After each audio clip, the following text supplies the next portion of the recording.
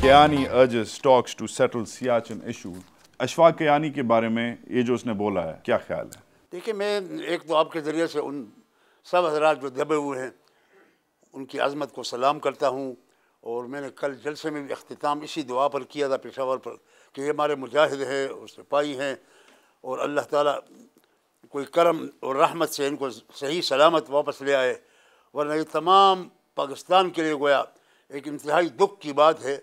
और मैं इतना कहूँगा कि ये झगड़ा ये लायानी झगड़ा है। कश्मीर पर सारा जोर डालें, नहरों की पानी पर डालें। अब इस ऐसे मोर्चे में जहाँ इंसान जिंदा नहीं रहता, दोनों के लिए बेहतर ये है कि आपस में मिल बैठकर कम से कम इंसानों पर रहम करें, तो इस महाज को खाली कर दें। आप जनरल साहब के साथ एग्री कर रहे हैं? मैं बिल्कुल एग्री कर रहा हूँ कि खुदा के लिए ये झंझट पर ये झगड़ा ला हासिल, इस पर हमारे अरबों रुपए लग गए हैं। कल मैं कुछ हिसाब देख रहा था, फिर आप कहते हैं मुल्क की मईशत तबाह हो गई, कई अरब रुपए ये 85 से इस पर। मौलाना साहब, ये बातें आप अपने खिताब में अपनी रैलीज में क्यों नहीं कहते?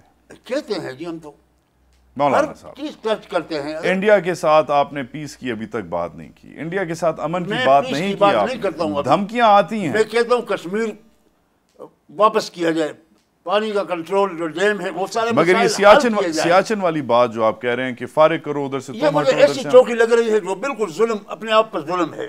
वो भी जुल्म कर रहे हैं अपने आप इन पर भी, और वो बेचारे मासूम इंसान जो वहां तला तलब के दोनों तरफ मरते हैं। आज से 20 तारीख से धरना शुरू हो रहा है, पूरे मुल्क में डीपीसी एहतजाज करेगी। सवाल ये बनता है कि हर एक को पता है कि पाकिस्तान के असल पावर ब्रोकर्स कौन है। आप प्रेस क्लब के सामने एहतजाज करते हैं, आप पार्लियामेंट के सामने जाते हैं, जीएचक्यू के सामने क्यों नहीं जाते? आप जीएचक्यू के सामने क्यों नहीं जाते?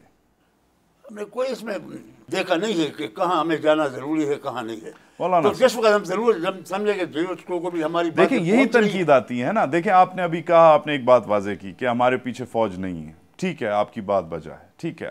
ये भी मालूम नहीं हुआ कि फौज हमारे से खुश है या नाराज है। मेरा ख्याल है कि नाराज है वो इस पर भी। आप लोग इस फौज को क्यों नहीं टेक ऑन करते? ये जो हमारे सो कॉल्ड लीडर्स हैं, हमारे जो इलेक्टेड लीडर्स हैं, जिनकी आप काफ़ी आप खींचते हैं उन्हें, काफ़ी कहते हैं करप्ट हैं, चोर हैं, चक्के हैं, जो भी है, शैम डेमोक्रेसी, आपने ये लफ्ज़ भी इस्तेमाल किया हुआ है। खाली उनके पीछे क्यों है, जब हर एक को पता है इस मुल्क में, हर एक को पता है कि the real power brokers of this country wear the uniform. हज़ार इख्तिलाफात हैं, हमें गिले शिकवे भी हैं फ़ौज से, लेकिन हम अपने फ़ौज को राह रास्त और अच्छे डायरेक्शन देते हैं उनको कि खुदा करे तुम्हारी ये जिम्मेदारी है, तुम इसको संभालो।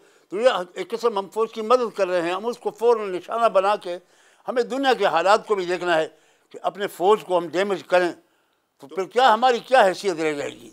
तो फिर आप फ़ौज से इसेंशली एग्री करते हैं कि कल जो डीसीसी, अगर आप फ़ौज की मदद करना चाह रहे हैं तो कल जो डीसीसी की जो मीटिंग हुई है, प्राइम मिनिस्टर साहब ने डिफेंस कैबिनेट कमेटी की मीटिंग हेड की है, उसमें आपकी फ़ौज के सिपह सलार भी हैं और उन्होंने इन प्रिंसिपल एग्री किया है कि जो भी अमेरिका के साथ होगा, जो पार्लियामेंट ने जो भी रेजोल्यूशन पास की है वो हम करेंगे।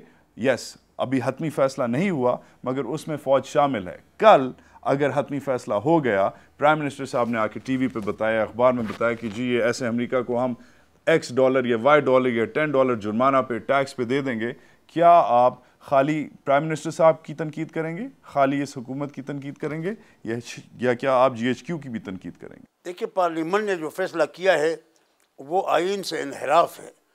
पार्लियामेंट ने नुमाइंदगी का हक अदा नहीं किया। किसी जमहूरी मुल्क में कोई पार्लियामेंट को यह हक नहीं मिल सकता कि वो मुल्क की बुनियादें ढाए और मुल्क का तहफ़्फ़ुज़ और दिफा न करे और मुल्क को गैरों के हवाले करे। जो भी इस मुल्क से गद्दारी करेगा, गद्दारी इससे क्या होगी कि मुल्क के ग़ुलाम बनाने पर तौसीक़ की जाए, रेड वारंट है ये सिफारिशात, उसको मंजूर किया जाए। तो क्या आपका आइन दफ़ा 6 मेंबर को हक़ देता है जो आते ही हल्फ उठाता है पार्लियामेंट में कि खुदा को हाजिर और नाजिर जान कर मैं इस मुल्क की फलाह और बहबूद और हिफाजत और तहफ़्फ़ुज़ और सलामती की कोशिश करूँगा। तो अगर ये ऐसे सिफारिशात अगर पास करा कर अमेरिका के गोद में हमें डाले, क्या आइन से गद्दारी नहीं है? क्या अगर पार्लियामेंट के फैसले के बाद अगर एग्जीक्यूटिव और गवर्नमेंट ने अनाउंस किया कि नेटो के साथ जो भी हो गया अल्लाह अल्लाह खैर सलाह, क्या डीपीसी फिर भी अपनी मुहिम पर काम रहेगी? हमने बार बार ऐलान किया है कि हम बंदूक के ताकत के कायल नहीं है। यानी हमने जमहूरी और बुनियादी तौर एक चीज़ को समझते हैं इस मुल्क के लिए मुफीद, तो वो जदोजहद हम जारी करेंगे, जारी रखेंगे। बड़े बड़े जगहों पर जहाँ नेटो गुजरता है वहाँ हज़ारों लोगों को कोशिश करेंगे निकल आएँ। जैसे धरना कोई देता है, कोई भूख हड़ताल करता है, एक जमहूरी हक है, और ये नहीं है कि हम बंदूक के ज़ोर से किसी को रोकेंगे या किसी को नुकसान पहुँचाएँगे। और जमहूरी इनकलाब आपने देखा पूरी दुनिया में आ रहा है। फिर हमने ये सोचा कि अगर इस पर भी ना हुआ तो पूरे पाकिस्तान में लॉन्ग मार्च करेंगे। एक बात करूँ इख्तिताम में, 5-6 हमने जलसे किए, कितने पुरअमन हुए। कोई फिरकवाराना नारा जो एक लोग बर्दाश्त ही नहीं करते थे सारा दिन, वो जुमला किसी ने नहीं कहा। हमने पाबंदी लगाई, जिसको आप दहशतगर्द कहते हैं या इंतहा पसंद कहते हैं या फिरकवारत, वो हमने एक दायरे में डाल दिए हैं और उन पर पूरा कंट्रोल किया है कि न कोई बंदूक उठाएगा, न एक दूसरे को काफिर कहेगा।